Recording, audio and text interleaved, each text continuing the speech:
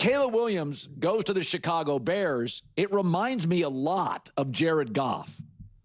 So Jared Goff and Caleb, #1 picks.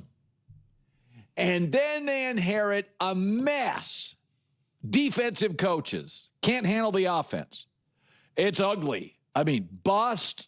All right, a lot of Caleb. This isn't going to work. Too erratic. Jared Goff. He's not athletic enough.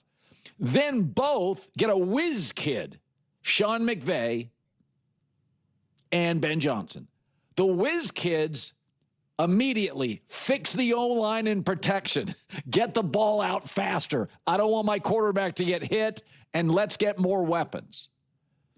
And then year 3 for Goff, year 2 under McVay, more passing yards, better passer rating. It was really year 3 gets to the Super Bowl. Year 3 in the league for Goff, year 2 with McVay. Well, now this is year 3 for Caleb Williams coming up, and year 2 with Ben Johnson, and Caleb talked about it. That's a hell of a lot more fun for me than it was last year, just because it was, I was sent to Coach Stews. It's like, dude, I felt like I was drowning, trying to breathe, or stay alive and wait for a boat to come around. Last year, now this year, it's like I said earlier, it's being able to start where we finished last year, play calls and words and verbiage and speak the same language. And I'll say this, it took a while, but he got his coach.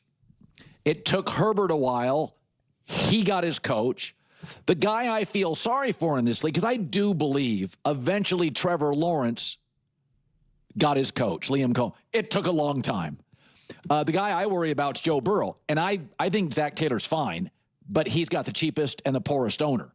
That's what I worry about, because the Bears still don't have rich ownership. They're going through a stadium issue right now that is just a PR disaster. They've got a young GM, Ryan Poles, who I think is getting better. But again, the McCaskies are like the Rooneys in Pittsburgh and the Brown family in Cincinnati. They don't have a lot of money. All right, let's get into it. I'm going to set aside the usual critique of Colin and his tendency to call out others regarding draft busts and quarterbacks who won't succeed, specifically the chatter surrounding Caleb Williams. He certainly made those declarations frequently, and I've pointed that out many times before. For this discussion, however, I'm going to let that slide. I'm going to park that baggage and focus on something more constructive. What genuinely excites me is unpacking what Caleb said in that soundbite about speaking the same language. This is a concept I emphasize constantly. It's a foundational principle in my analysis.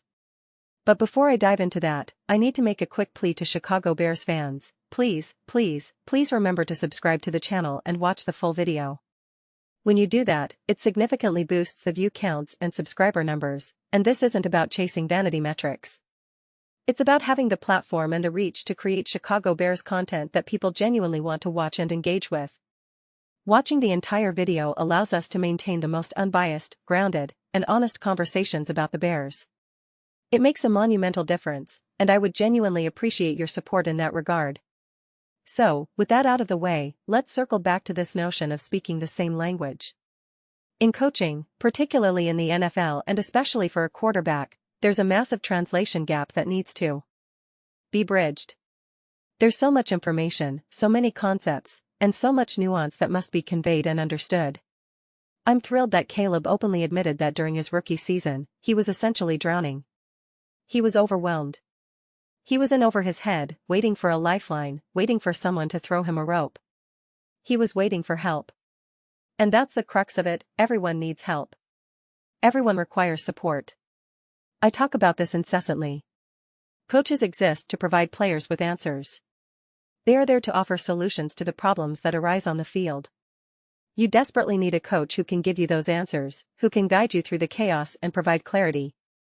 And Caleb simply did not have that last year. It's a testament to his character that he can acknowledge that openly. It's not just admirable that he admits it, it's also crucial that he understands this was a core component of the problem. He's not offering excuses like, well, I was young and it was a steep learning curve, and leaving it at that. He's acknowledging a fundamental lack of support. He's saying, I needed help and I didn't get it. That level of self-awareness is rare. You cannot do this alone. You need a robust support system. You need coaches who are invested in your development. It takes an army to succeed in this league, particularly at the quarterback position. This is why the entire foundation of team sports is built on the concept of we, not me. There's a reason the adage about there being no I in team is so prevalent. Sure, it's a cliché, but it is profoundly true, especially in football. There are just too many moving parts, too many variables, and too many dependencies.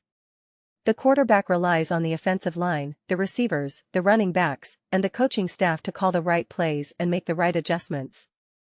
It's an intricate machine. When Caleb first entered the NFL, I made a concerted effort to plead with his fans. I said, do not take the path of the Patrick Mahomes fans. What I meant by that is don't minimize or downplay the monumental impact that Andy Reid has had on the Kansas City Chiefs. The Chiefs are not the Chiefs without Andy Reid. Now, to be clear, that doesn't mean they are the Chiefs without Mahomes either. They are a symbiotic duo. But without Andy Reid, they are categorically not as dominant. It's an undeniable fact. Yet, some fans are still eager to downplay Reid's contribution. They try to diminish his role in that dynasty. They'll argue that Andy Reid wasn't winning Super Bowls before Mahomes arrived. And to that, I say, he was already one of the most successful and winningest coaches in NFL history. He had a phenomenal track record. The only critique people could level was that he hadn't won the big one. But is he expected to win Super Bowls with non-Hall of Fame quarterbacks? Because that just happens all the time, right? It doesn't. And is he supposed to beat Tom Brady, the undisputed GOAT, in the Super Bowl with a quarterback who threw 4 interceptions and was vomiting in the huddle? It's absurd to pin those losses solely on Reid. The delusion surrounding that narrative never ceases to amaze me. That's why, from the very beginning, I warned Caleb's fans, don't take that path. Don't go down the road of minimizing the impact of a great coach. Then, when Ben Johnson was hired as the offensive coordinator, I was ecstatic. It was a sigh of relief. I remember I made a video about this not too long ago, and it became a bit of a contentious point with some Bears fans. The team beat the Eagles, and in my analysis, I heaped praise on Ben Johnson for the game plan and the play calling. There were some minor criticisms in my breakdown, and a segment of the fanbase wasn't entirely thrilled. But then I released a more detailed, separate video breaking everything down comprehensively, and a lot of the more reasonable Bears fans stepped in and said, no, don't let those random, overly critical fans get to you. We all see it. We all recognize the absolute and paramount importance of having elite coaching. It's like I've always said, don't allow a divide to form between Caleb Williams fans and Chicago Bears fans. We should all be united in wanting the same thing, success. For me, this is precisely why I'm so high on the Bears' potential moving forward. There are plenty of other analysts out there, but I've been openly bullish on this team because I believe they have the potential to be absolutely insane. They have the talent. They have the pieces. A lot of that potential, of course, rests squarely on the shoulders of Caleb Williams. Can he take that massive step forward? Can he elevate his game? Can he incorporate some aspects of a quarterback like Jared Goff's game? I know that sounds like a strange comparison, but that's the kind of adaptation and evolution that's required. It's about learning to manage the game efficiently, distribute the ball effectively, and trust the system. I've seen some pushback in the comments recently. Some people are saying, oh my gosh, this is ridiculous. Everyone is so obsessed with Caleb. He had one decent season, he wasn't even that great. And I replied to that sentiment directly. The reason my optimism is so high isn't just about Caleb himself. It's about the coach-quarterback duo. It's about the marriage between the signal caller and the play caller. If Ben Johnson wasn't in the building, I would not be anywhere close to this high on Caleb and the Bears. Not even close. It's that simple.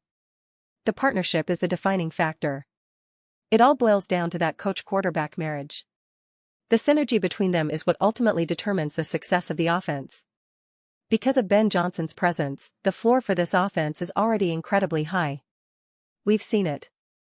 We've seen the offenses he has built and expertly executed in Detroit. The schemes, the creativity, the adjustments, it's been pretty unbelievable. Pretty amazing, pretty great. The ceiling is still to be determined, contingent on Caleb's growth, but the baseline level of play is already elevated. If Caleb Williams can prove to be a better quarterback than Jared Goff, and he has the arm talent and playmaking ability to do so, then this offense isn't just going to be better, it's going to be exponentially more dangerous. It's basic math at that point. It's simple arithmetic. For me, it has always been about that marriage, that partnership. We've seen this narrative play out time and time again across the league. Consider Matthew Stafford. He was already an awesome quarterback in Detroit. He was great. But he was effectively wasting away there. He was a star on a struggling team, carrying the weight of the franchise. Then he gets to Los Angeles, to a well-run organization with a competent ownership group and a general manager who knows how to construct a formidable roster. He pairs with a coach in Sean McVay who knows how to put it all together and maximize his skill set. The result? He fundamentally became a better quarterback. His game reached new heights. He won a Super Bowl. The environment and the coaching made all the difference.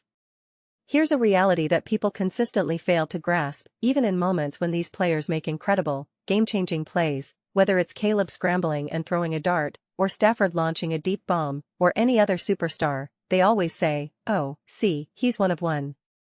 It wasn't for anyone else. But the truth is, the coaches are able to build an infrastructure, an ecosystem, that puts these players in a position to even make that play. They scheme guys open. They design plays to exploit mismatches.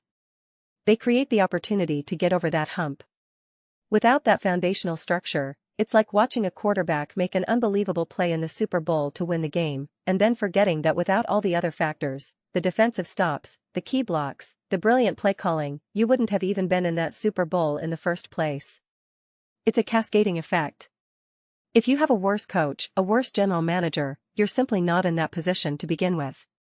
You're not contending. That's something that escapes people so regularly. At the bare minimum, a great coach can set a floor that is high enough to be competitive. I'm always trying to think of different ways to phrase this concept, and the truth is, there are a million ways to articulate it. But essentially, at the absolute bare minimum, a coach can provide you with the platform to be great. He can put you in a position to succeed. Think of it this way, I'm the coach. I can get us consistently into the playoffs. Not only that, but I can outscheme any coach in the divisional round. I'm going to give us a tactical advantage. However, I'm going to need you, the quarterback, to step up in the conference championship game and the Super Bowl. I need you to make those crucial throws. But at the bare minimum, I can weather the storms. I can handle some injuries to key players. I can, as Tom Brady once said, make the margin for error much wider. I can provide that safety net. I can give us that breathing room. I can build you a boat, Caleb, so you're not drowning in the water anymore. I'm giving you a vessel. Now, it's up to you to steer it and guide us to greatness. That's the coach's job, to give you the boat. You can also look at it from the reverse perspective, that the ceiling is more about the coach. That's what I've said. You can examine it from so many different angles, but for this particular moment, this is how I see it. At the bare minimum, with a great coach, you're able to put your team, your superstars, and your role players in positions to do superstar things, to make great plays. The absolute minimum expectation is that the coach will provide you with opportunity. That's the foundational layer. That's what it comes down to for me, so much of the time. So, I do appreciate the phrasing of that question that's been circulating, will Caleb and Ben lead the Bears back to the playoffs? It's framed around Caleb on Ben Johnson's offense. That's the key. He was asked specifically about the offense itself. All these elements matter so much. I think there's still some catching up to do regarding the general fan perspective on how crucial coaching is. The perception hasn't fully caught up to the reality. However, everything looked drastically different for the Bears in 2025 compared to 2024. And that difference wasn't just a case of, well, Caleb is a year older and more experienced now. No, there were a lot of other significant changes that took place, most notably on the coaching staff. The architecture of the team shifted. But those are just my initial thoughts on the matter. I'd absolutely love to hear yours. What do you guys all think about the direction of Caleb Williams, the Chicago Bears, and the impact of Ben Johnson?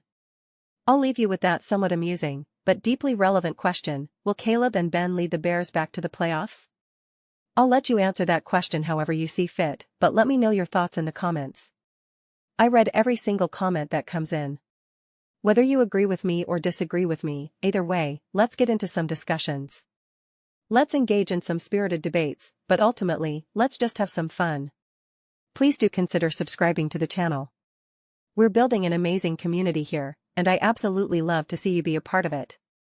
I want to build something that we all feel genuinely connected to, something that we're all truly excited to be a part of. I believe we're well on our way to accomplishing that goal. Please don't forget to give this video a thumbs up. It really does help with visibility and, of course, the algorithm. Thank you so much for watching. I'll see you all next time.